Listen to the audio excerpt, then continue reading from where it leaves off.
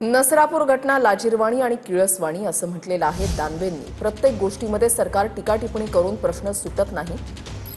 सरकारनं प्रकरणामध्ये जनतेची बाजू समजून घ्यायला हवी असं दानवेंनी म्हटलंय। नराधमांना कायदा बाजूला ठेवून ठेचलं पाहिजे असं दानवेंनी म्हटलंय।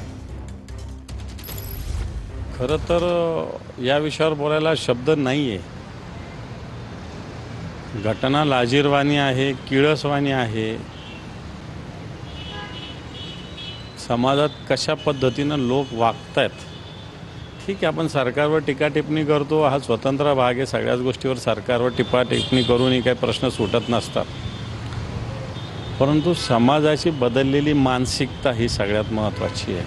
मला वाटतं सरकारने या संदर्भात जनतेची बाजू, सामान्य माणसाच्या व्यथा या समजून घेतल्या पाहिजे आणि असे अन्याय अत्याचार करणारे नराधमांना कायदा बाजूला करून चांगलं अशा पद्धतीनं केलं पाहिजे ना की यांचे जे